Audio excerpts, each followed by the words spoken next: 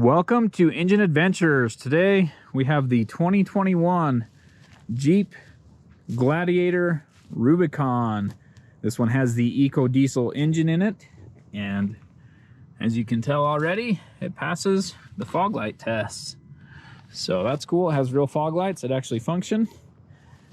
There are a lot of cool features on this truck, and we might do 3 videos on it. We'll do a towing video that may or may not be included with this review, and then of course the off-road video. This truck is a mid-size, but it's pretty big for a mid-size truck. I guess they're all getting big these days. Has a decent bed. I don't know. One thing with Jeeps that makes them much easier to off-road are that the wheels stick out past the body quite a bit, but you're just as wide when you're in a parking stall or whatever. So most of the other trucks actually have the wheels brought in, so they would be narrower with about the same size bed. Anyway, decent bed utility.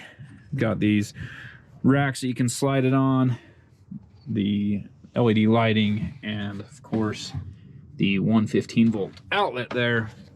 This bag is for the top panels and stuff, so you can take off those panels up there if you want. And then of course it has the bed cover. With it being the diesel, you do have the diesel exhaust fluid and your regular diesel fill there. In this particular truck, the EcoDiesel, I believe, puts out 240 horsepower and 460 torque. I'm going to put those numbers up on the screen. Anyway, something like that. So, and it's pretty much the same in all the other vehicles that they're using the EcoDiesel in, which is just the regular Wrangler and the Ram 1500s.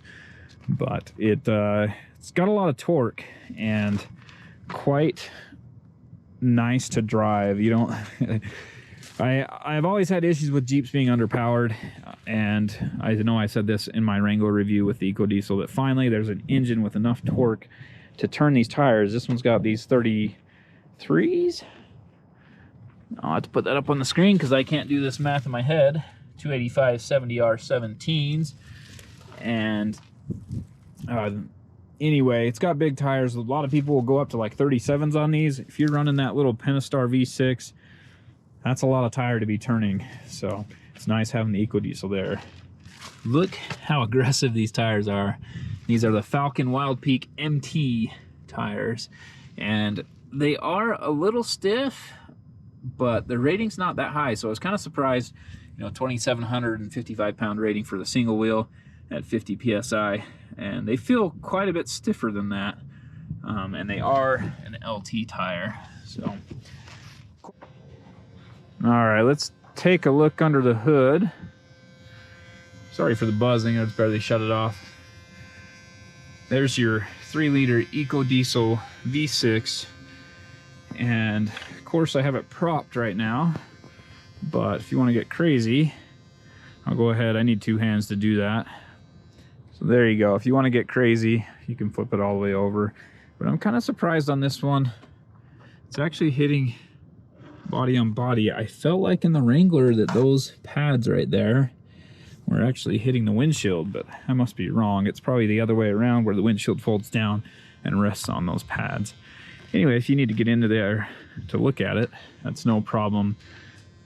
I was hoping to show you the fog lights while it was off, and it does have the hood catch there. You got to do that manually, and then of course these are manual as well, which I think is kind of cool, except there we go. Anyone can kind of just open your hood whenever they want, so some sort of better locking mechanism would be nice. But it's a cool historic feature that I love, and I love how far the hood opens. Here's the front trail cam, and it will spray it from that little washer nozzle there if you want it to.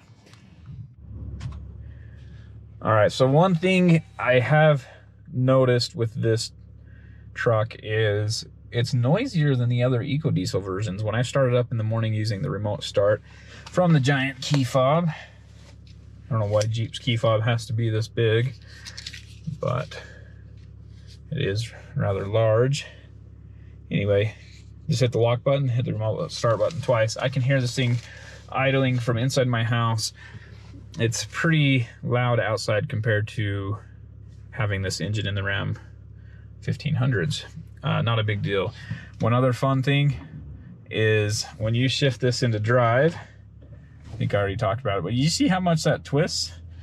So I'll go back to neutral and drive. I don't know if you can see that. Hopefully it's showing up. Anyway, the truck twists quite a bit from all the torque on the engine and the softer suspension. It's very nicely equipped here inside. We'll go over all the off-road controls in the off-road video, but the nice, I think it's an 8.4 inch Uconnect screen. I do like Uconnect a lot. It has these controls on both sides behind the steering wheel, and these ones are my favorite ones. You push the middle button to go through your presets. Up goes up one channel, down goes down one channel. I know some people prefer to have the up and down go through their presets, but for me, maybe I listen to too many different varieties of music or whatever, I'm skipping through a lot of stations with the Sirius XM. So that is more convenient. If I didn't have Sirius XM, it totally makes sense to have those switch through your presets. Voice command, whatever. This is to control the screen there in the center, and there are plenty of features. You can see I'm in 4-wheel drive low with the sway bar disconnected, and 4-wheel drive low shows up there, and then sway bar. I really like that there is a lot of information that you can get from this truck. It is also an off-road plus mode. We'll go through all that in the off-road video, but it has some interesting things. Just to get a better view here, to turn on that cargo outlet, you push that button. Here's your headlights. Top one's fog lights. Bottom one's your cargo lamps in the bed. And it doesn't have a normal third brake light. Let's go take a look real quick, because it's a removable top. So you don't have the third brake light up there. It's right here. Most other trucks, you have the third brake light, and it has a light that lights up your bed. That is one negative thing, is you don't have a light up top to light up your bed, but it does have lighting inside the bed. Let's see what else we have. I mean, heated seats, heated steering wheel. This is your auto stop start, your sensors for parking. This is the off-road cruise control. We'll do that in the off-road video, of course, and a button there to turn the screen off. It's pretty basic. I like the layout of it. Super easy to use and not a lot to it. In the home screen here, there are a whole bunch of different things available, and I'm not going to go through everything, but you can pull up the cameras. That's the front cam, or trail cam as they call it, and then right there, clean camera. It sprays right across the camera. I might have to go wipe that off, but if you get mud or snow or whatever on there, easy enough to clean off. Right here are your window controls. So driver's side, passenger side, and that is a huge switch to lock it so that the back windows, hey, cool, you can still control it from here, but the people in the back seat cannot. There you go. So a lot of vehicles, that kind of drives me nuts. I have a dog, and I like to keep the window locked because he will step on the window switches that are right here, or whatever on the door, whatever, he'll hit those. So it would be nice to be able to lock it and still roll down the window like so. Wow, you cannot do it from the back. Very nice. There have been people that talk about this roof leaking in car washes and stuff. Okay, here goes the first high pressure wash. And I don't see any water anywhere. Let's check back here as it comes by.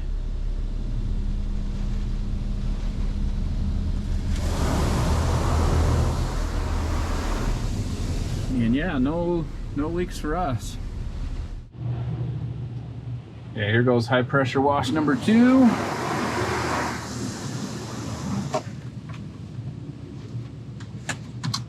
And again, I don't notice anything. There's no water leaking in anywhere. Oh, good. So after being washed, there's still a lot of mud buildup around here, and you can see that actually angles back into the body instead of away. So I mean, they might have had clearance issues around there, but it would have been a lot better had it angled away only. Lots of mud piled up in a few other locations as well. So automatic car wash is not the best for this truck. It is pretty cool to be able to just take this thing apart. So it's got the latches and everything there, and I believe I still had one more latch to undo, but you can basically pop that off that quick. There's the other latch, and have yourself an open top. Very nice. The doors come off pretty easily as well.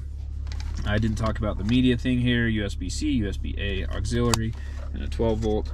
You also have 4 auxiliary switches, makes it easy to wire up extra lights. I don't know if you can run a winch off of these or not. If you do, I'd have to run a relay, I'm sure. I don't know if they have the built-in relay, I guess I should say. Off-road plus, your sway bar, front sway bar disconnect, and lockers. That's your locker off switch. There's your transmission. This one's a little unique. Most of them are reverse of that. Jeep products do, as you're braking, you're leaning forward, downshift. It acts more like a sequential transmission. Cool design, I like that. Here's your 4-wheel drive. I'm in 4 low, which is all the way back.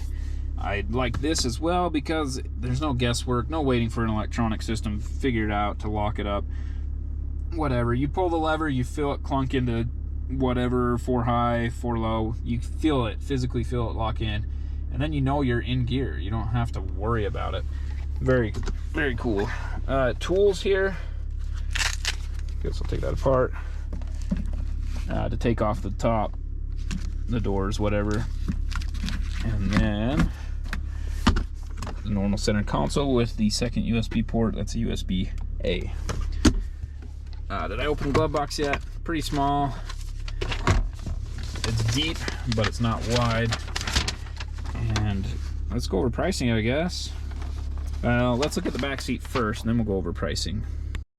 All right, here, look at my left knee because my right foot's up on a hitch down there, but there's an okay amount of space there. I didn't talk about the driver's seat. There's no dead pedal, so it's actually a little bit more comfortable. So you have your gas pedal there, brake pedal, and usually there's a dead pedal to rest your foot on. This doesn't have that, so it's almost quite a bit more comfortable to slide the seat forward more, so you have something to rest your foot on. Right now it's back far enough that I can't even reach the end to rest my foot.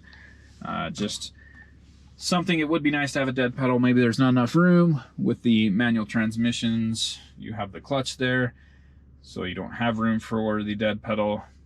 Anyway, interesting design there. Center armrest in the rear, 2 cup holders, and then 2 cup holders down here. I do like the MOLLE strap webbing, whatever, back here.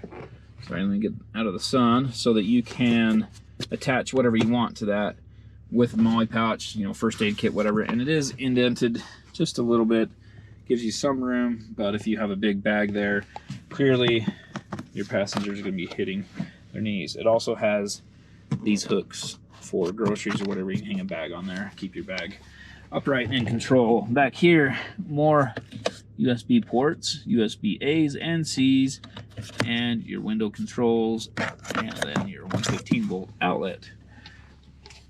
Pretty comfortable overall.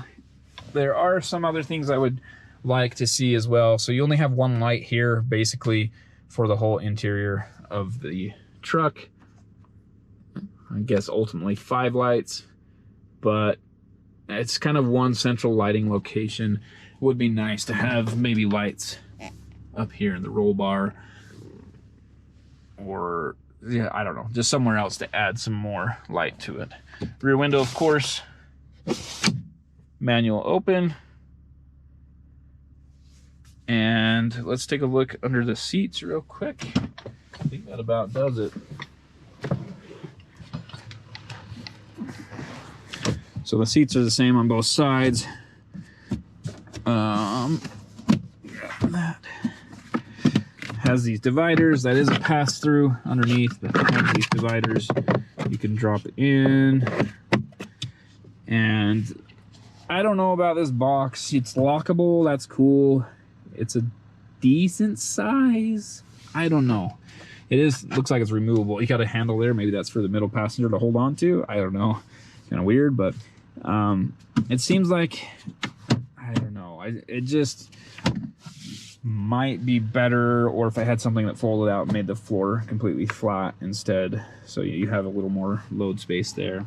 Here's to store your hardware for your doors in the top, once you take it apart, of course. Your jack stuff. This one, oddly enough, comes with the funnel for the capless fuel fill, but it's not a capless system. And yeah, it's just a scissor jack and your tools there. Nice thing about this, one-handed operation. In the Chevy Colorado, GMC Canyon, you have to pull a lever here and then lift it. It takes 2 hands to move it. All right, let's go over. Let's take a look at the Monroney. And the base price, Jeep Gladiator Rubicon 4x4, $43,875. And then we'll skip this section. The exterior color on this is firecracker red with black interior, leather, but a lot of this is upgrades for the 3-liter diesel and the 8-speed automatic. Down here, the optional equipment, there you go. The paint was $245, leather trim seats $1,500, and it comes with the cup holder and the rear armrest and a bunch of all the floor length, full length floor console, there you go, with the premium armrest. Leather wrapped parking handle and shift knob, which I didn't even realize, but these are actually leather wrapped as well. All that's in that leather package. And then there's this customer preferred package, which includes the trailer tow package. First thing that comes to mind for me in a trailer tow package, well, okay, maybe not the first thing, but one of the key features of a trailer tow package is a trailer brake controller. And I'm sure you guys noticed that something's missing. Jeep does not include a trailer brake controller in their trailer tow package. All it comes with is the Class 4 hitch and the trailer hitch zoom. So we are with the cameras up here, you can zoom. We'll look at that a little bit more when we're towing, but anyway, it gives you a good close-up view. I don't know. I don't know why it doesn't come with the trailer brake controller. It is an option, of course, but this one was not equipped with that. Cold weather group, heated front seats, heated steering wheel, remote start. And then the premium LED lighting group, which I also quite like that one. So far, I would have gotten all of these, including the nav system, 8.4-inch nav, Alpine audio system, just decent. It's not the best, but not too bad. The Jeep Active Safety Group, I like that one as well, with the Park Sense rear park assist system and blind spot. I like the blind spot. This truck isn't terrible to see out of, except for right in that corner, which if you have your mirror set right, depending on where you look, you're fine anyway. But what else do we have here? The hardtop headliner is $555. Auxiliary switches are $295. That's those 4 switches there that we talked about. The tonneau cover on the bed's $595. I don't know why it says Freedom Panel Storage Bag Delete for $120, because that bag is in the back. And then there you go. The 8-speed transmission's $2,000. The 3-liter V6 turbo diesel is $4,000. So $6,000 to upgrade to the diesel. And you lose your 410 axle ratio, and you get a 373 instead, which honestly is not a problem. You've got an 8-speed automatic, 373 axle ratio, and I don't know if it changes the transfer case. I think you still have the 4:1 transfer case. So I'll put the crawl ratio up of this particular truck on the screen. Imagine it's pretty good. Remote proximity keyless entry, 545. The 3-piece Freedom top, 1,395. The winch capable front steel bumper, I like that. Having a steel front bumper, 849. Wireless Bluetooth speaker, I'll have to find that, 295. There you go, 33-inch tires, and those wheels are $1,000, $995. Spray and bed liner, $495, and the forward-facing trail cam, $595, for a total with the destination charge of $66,000 for this truck. And there's your EPA estimates, 24 combined, 21 city, 27 highway. I'm not getting near that on the highway. Maybe if you go 65, maybe this is not for the Rubicon model. Sometimes they'll do an EPA test on just the most common one that's purchased and not on all of them, and you'll get an EPA estimate that's not for your specific trim level. Anyway, nicely equipped, but man, for $66,000, that's just a lot of money for this truck. You can get it at $45,000 or whatever with no options, but it's nice having all these options in it. Sorry for the rattling in the back, but I do have a couple ball mounts there for towing that we'll discuss later on. This is the EcoDiesel, of course, and it does excellent in this vehicle. The Gladiator really needed this engine. The V6 just doesn't quite have enough. The gasoline 3.6 liter Pentastar, that is. But the EcoDiesel is about right for it. I've been really impressed. I've towed a little bit, about 20 miles, and I was cruising on the freeway and just stuck in 7th gear. Never tried to shift into 8th gear and never had to downshift, which was pretty cool. I haven't really had that experience in any other mid-sized truck. They have to downshift quite often, you know, and going over an overpass or whatever on the freeway, it's got to downshift while towing. But with the EcoDiesel, yeah, you don't have to worry about that. Another thing I really like right here, you can see right next to the D, it tells you what gear you're in. Here we're going to accelerate, get on the freeway, and it should be showing the gauges, I guess. The red line's about 4,500 RPM, and you don't really need to get there. If you've got a quarter-mile run-up, you can easily get up to speed. This on-ramp actually drops down onto the freeway, so no problem. We're going 65 already. This truck's not fast by any means. It's not a fast truck, but the EcoDiesel torque just makes it effortless. Makes it so easy to accelerate. If you're on the freeway, it's in 8th gear right now. I'm going 75. If I want to accelerate a little bit, it does it without downshifting. Unless you really get into it. There's no need, in most cases, for it to ever change gears. Also, it gets really good gas mileage on the freeway. Towing, I was surprised that it was as low as it was. So I was getting around 10 towing. But I get a bit over 20, like 23, 24 on the freeway. There is a bit of road noise, but I much prefer this hard top to the soft top that I had on the Wrangler. And these tires are aggressive. You can hear them a little bit. It's not awful, but when you're pulling up to a stop sign, as you approach, you know, almost stopping, you feel the vibration from the tire. That's how chunky the treads are, and I'll get you a close-up of those. Well, you probably already saw it. Anyway, these treads are so chunky and beefy that you can feel the vibration as you're coming to a stop. At speed, you don't notice it. It doesn't really matter. We're going about 75, and it rides really well, pretty smooth. It does wander just a tiny bit, and even pulling the trailer, I was going 65 to 70 with the trailer. It was more stable than I expected. right, 0 to 60, just 2-wheel drive, traction controls on. We're just gonna flat foot it. 3, 2, 1, go. A lot of turbo lag, there it goes. Yeah, it's not fast. 60, okay, so for sure not a fast vehicle. I was giving it all it had without any brake torquing, so there's no boost building to start, and not that fast. Thank you for watching Engine Adventures review of this 2021 Jeep Gladiator Rubicon EcoDiesel. It's a great truck overall. It's not going to be a work truck. I actually didn't even look at these.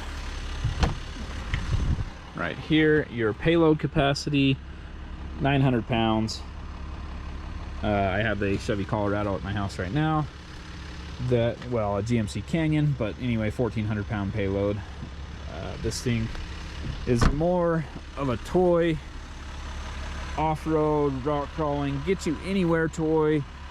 A high-speed off-road, not as good, but it's a fun truck. The capability is a little nuts. You kind of get, maybe it goes to your head a little bit. I could see why you see Jeeps parked on top of snow piles and stuff like that, because you want to try it out. You've got so much capability, why not give it a shot? It tows pretty well. We'll do a separate towing video, and despite what Motor Trend says, I think they just had a really poor setup and inexperienced trailer drivers, maybe, because immediately, if I had felt that trailer sway, I think the majority of people could have just gone and thrown some weight in the front of that trailer. They were towing an Airstream with the axles almost dead center and a low tongue weight, so they could have just thrown some weight up in the front and maybe got better control, as I had no issues. Fuel mileage is pretty good. I'm not getting there. The EPA estimates, they dropped it off to me. It was at something like 20, 21, and that's what I'm getting on the freeway, around 20, maybe 22 to 24 on the freeway, and around town down around 18, 19, which is not bad really, compared to a regular with the 3.6 liter V6 instead of the EcoDiesel. What else about this thing? I think that's probably about it. So if you liked what you saw, go ahead and hit subscribe, ring the bell so you get notifications when I post new videos, and give me a thumbs up. If you didn't like it, give me a thumbs down and let me know why. Comment down below what you'd like to see differently. If there's something else you want to see, let me know and I'll see what vehicles I can get. Anyway, be sure to check out the off-road video and the towing video on this one. Thanks for watching. Have a great day.